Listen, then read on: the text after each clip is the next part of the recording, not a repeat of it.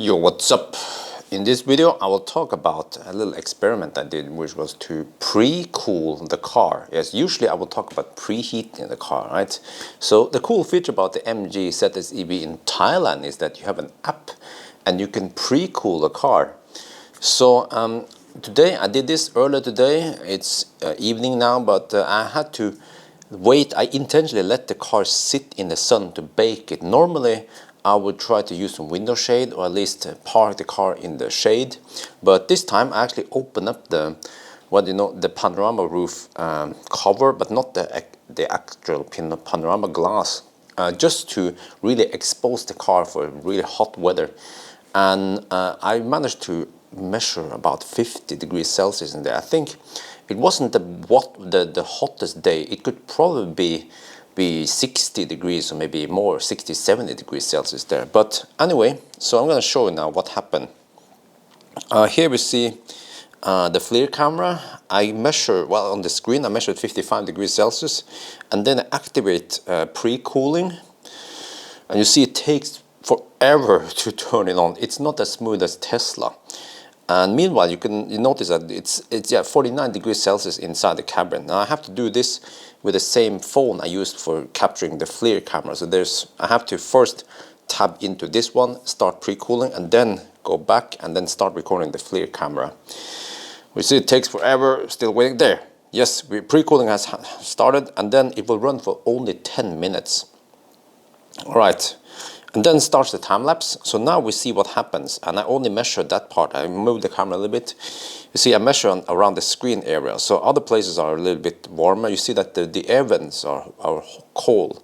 It was in fact a little bit cold already when we started, because I did a few pre-runs to see if everything was all right. Right now you see that the temperature from the FLIR camera is reporting over 50 degrees Celsius, and the other temp sensor further down reports lower temperature, probably because it's not hit by the sun that much. It's further down there.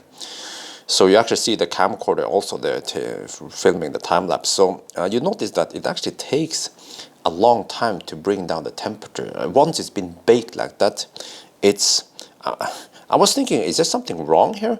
No, you see, we pre-cooled for almost 10 minutes there, and then I had to restart again and restart the whole cooling thing from the app. I could probably just start the car, but I just want to see how it was via the app. It was kind of cumbersome. But you see, after 12 minutes of pre-cooling, we are still at 40 degrees Celsius. That sounds a bit high. I would expect the temperature to drop faster, but I think the whole why is it like this?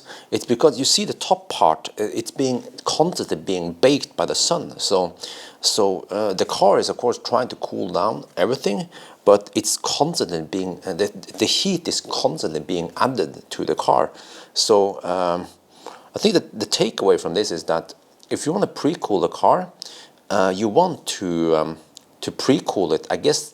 Try to cool it for a bit, at least 10 minutes.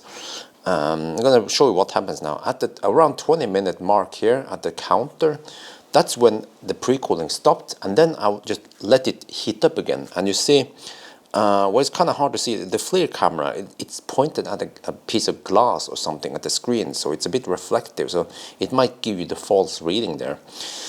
And also, the temp sensor in the bottom, see that it slowly rises. So the temperature went up again. I was actually sitting in the back seat looking at all this stuff. So it's getting hot inside the car.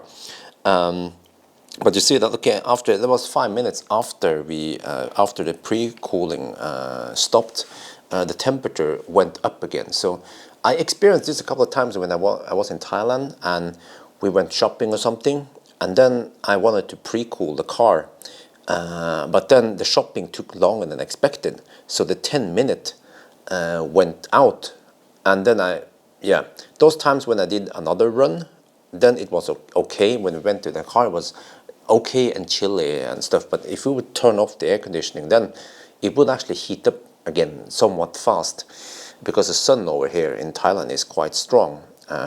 It's not like in Europe, you know. But then other times, if for example I pre-cool for 10 minutes, and then it runs out, and then let's say the car sits still without HVAC on for 5 minutes.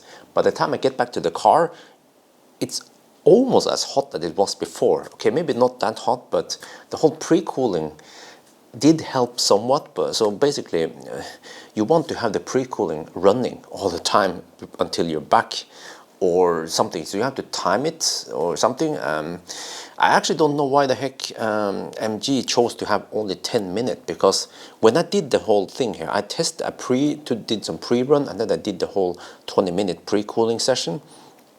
I only lost 1%. If you do the math, the car, when it's running HVAC, it's usually pulling about 1 kilowatt. And you guys have seen before in the past that it doesn't suck that much. Okay, we can say that actually that is when it is already nice and tempered. But let's say in the pre-cooling session, it only takes it pulls 2 kilowatt then.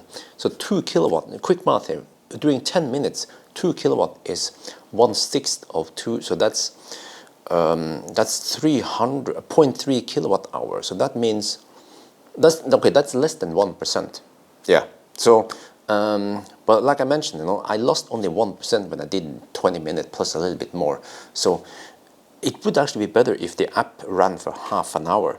Just like Tesla app in the old days, when you started preheating or pre-cooling, it would run for half an hour and then shut off. So that would be actually way better in the MG. I mean, it has a fairly big battery anyway, and at least in Thailand, it doesn't have a heater element. These cars don't have heated seats. It doesn't have a PTC heater, so you can only cool down the car, which means that you can't really waste that much energy if you accidentally run it for half an hour.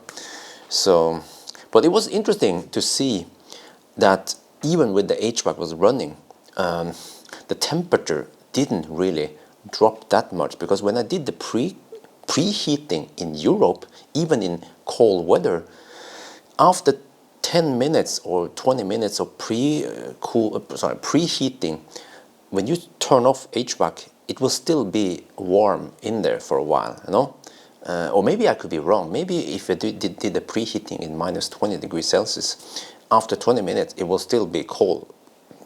Yeah, but I feel like in the hot weather like we had here,